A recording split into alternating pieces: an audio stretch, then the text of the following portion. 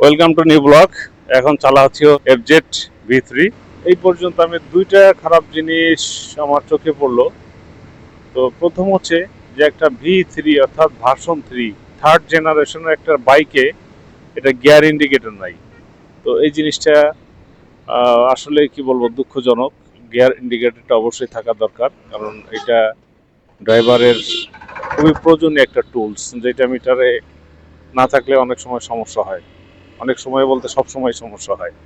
আর second যে জিনিসটা সবাই বলে, আমি যে সেই জিনিসটা ফিল করছি, যে এটার আপনার পাওয়ার ডেলিভারিটা স্লো। অর্থাৎ ইনস্ট্যান্ট কোনো একটা গাড়ি ওভারটেক করতে গেলে বা অল্প স্পিড থেকে বেশি স্পিড তুলতে গেলে একটু সময় নেয়।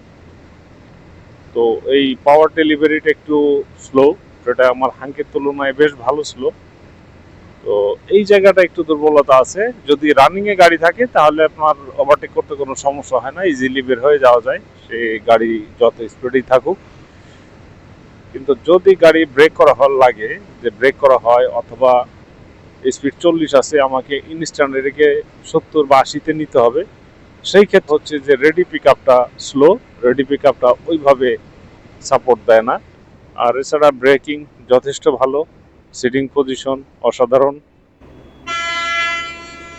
এই বাইকটির ইতিমধ্যে ভার্সন 4 ডিলাক্স এবং অলরেডি এটা হাইব্রিড ভার্সনও চলে এসেছে।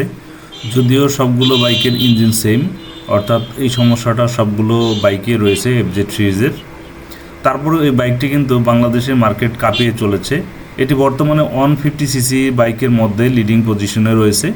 এই বাইকটির অনেক হেটার্স রয়েছে, হেটার্স থাকা সত্ত্বেও এই বাইকটি পজিশন এখন পর্যন্ত ধরে রেখেছে। বিষয়টি হচ্ছে এই বাইকটি কাদের জন্য? এই বাইকটি স্পেশালি যাদের বয়স অলমোস্ট 30+, যারা একটা ফ্যামিলি ওন করে, যাদের ওয়াইফ আছে, বাচ্চা কাচ্চা আছে, তাদের জন্য এই বাইকটি একটা ফ্যামিলি বাইক।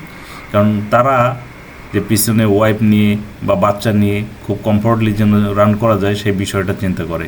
তারা কিন্তু এই টানাটানির জন্য গাড়ি পছন্দ করে না বা টানাটানি করতে চায়ও না, যার জন্য এই বাইকটা মূলত যারা আন্ডার 30 আছে তাদের জন্য এই বাইকটা না।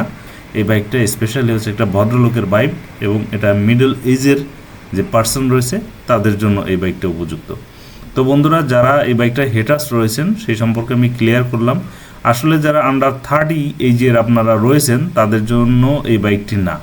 যারা র্যান্ডমলি টানাটানি করতে পছন্দ করেন, রেডি পিক আপ পছন্দ করেন, তাদের এই বাইকটি অ্যাভয়েড করা উচিত। তো আজ এ পর্যন্তই। সবাই ভালো থাকবেন, সুস্থ থাকবেন। আল্লাহ হাফেজ।